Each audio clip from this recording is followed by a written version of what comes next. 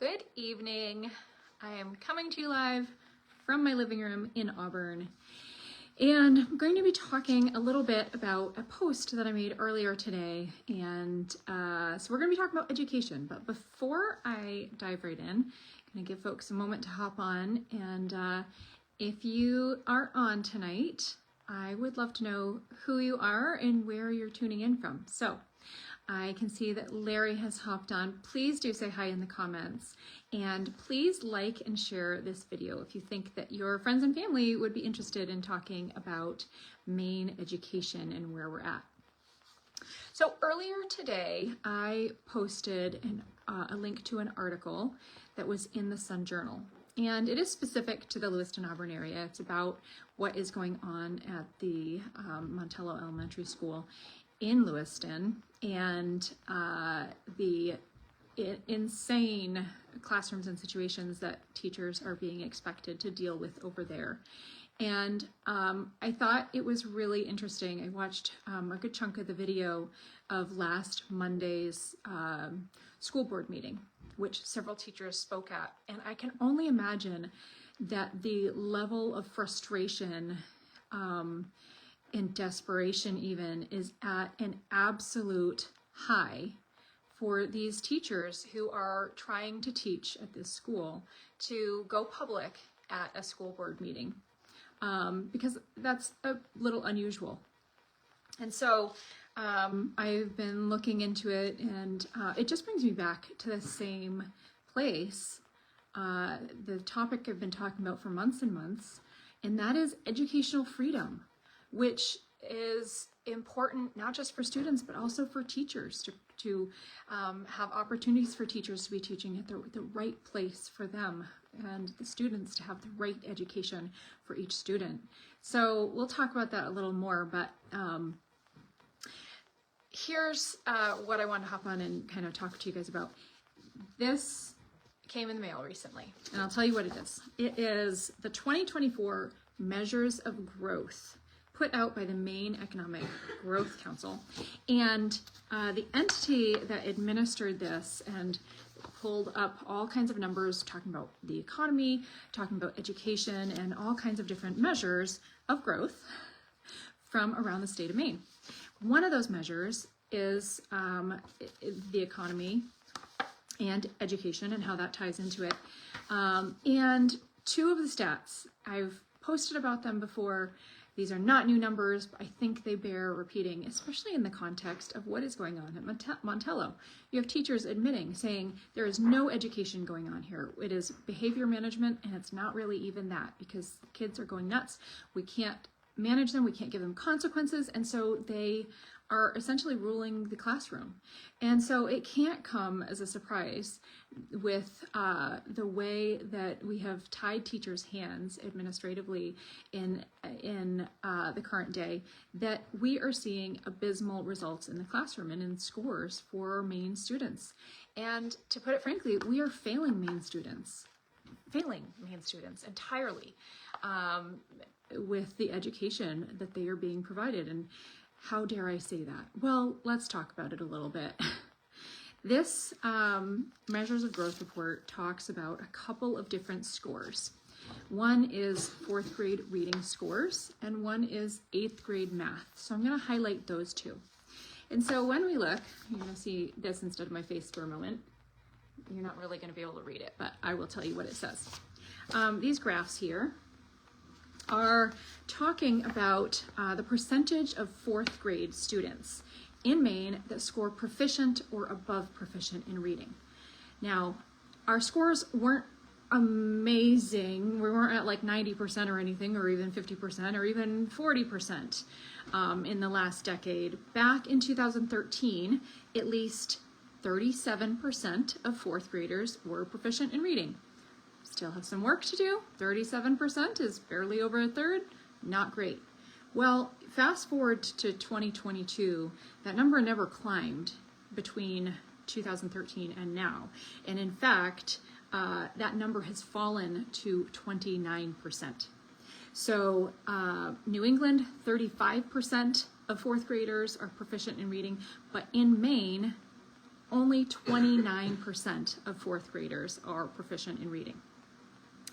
And this is not coming from, somebody in the comments might think this is a partisan document here, right? This is coming from Maine Development Foundation, coming from the Maine Economic Growth Council, which no one would accuse of being a conservative bastion. So then let's flip over and let's talk about 8th grade math for a minute. 8th grade math, this is where the scores really take a dive. So in 2013, again, of course, we're looking at like about a decade, 2013 to 2022. In 2013, you had 40% of 8th graders were proficient in math. Okay, again, not 50%, but okay, right? And now in 2022, those scores have dropped, and they've dropped consistently over years, to 24%. So 4th grade, okay, they're just learning to read.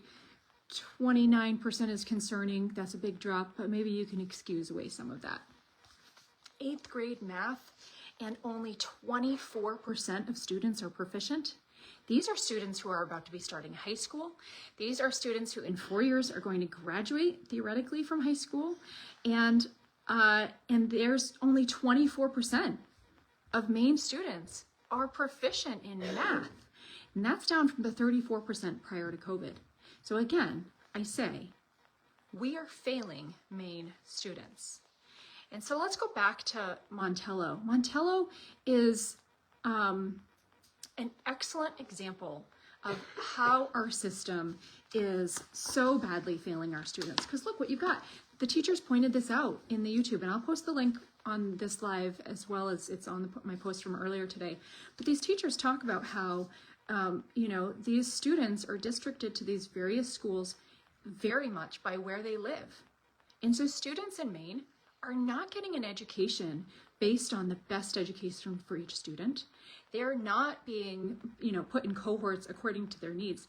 They are getting put in a classroom and in a school based on what street they're living on.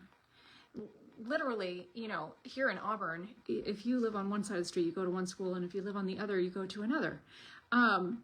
This is an arbitrary and capricious system that benefits those who live in wealthy neighborhoods and penalizes those who don't. And that's not fair. How is the system fair to Maine students? It is not fair at all. We hear arguments that educational freedom, educational savings accounts, or tax rebates are not fair. You know what's not fair? It's not fair that there is a clustered neighborhood of children in Lewiston who are not getting educated, not because the teachers don't care about them, but because there is such a tight cohort of students facing similar challenges that there are simply too many of them in one classroom for any teacher to deal with. And that school is being completely overloaded because of the policies that are in place in the state. That's not fair. That's what's not fair. And so we, as a system, Montello might be a more extreme example, but Maine students, that testing is not just Montello Elementary. That testing is statewide. And for Maine students to be testing proficient at less than 30% in 4th and 8th grade says that we are not getting the job done. So this coming session, whether it's a bill that I submit or a bill that someone else's submit, there are going to be several educational freedom bills advancing. One I did already submit regarding opening schools up and making sure that students are not locked in based on their zip code, because that is an unfair and very, very outdated system. We need this. We need educational freedom in Maine. We're seeing it across the nation. We're seeing it work in other states. We're not doing this brand new without having a good example laid before us. So it is time that we advance educational freedom in Maine. And I'd certainly love to hear your thoughts in the comments if that is something that you agree or disagree with. Let's have a dialogue. I'd like to know what you guys think. But I think, you know, a system that is clearly failing students, that is not allowing them to excel, that is in fact seeing students across our state scoring less than 30% competence in math and English, is not a system that we should be allowing to remain the status quo, but is a system that we should be disrupting and instituting educational freedom so that students can get the best education for them, and so that teachers can be teaching at the right place for them, and that those things are going to mesh and provide a far better education for Maine students than an arbitrary assignment that's based on your zip code and it dings you for having a poor economic status. So that's what I've got for you tonight. I'll pop the link to that article in the comments, and I'd love to hear your thoughts about educational freedom, if that's something that you support, what you've heard from other states, or if you have friends and family in other states that are making use of educational savings accounts and the like. I'd love to know your thoughts. Thank you so much for tuning in, and I'll see you next time.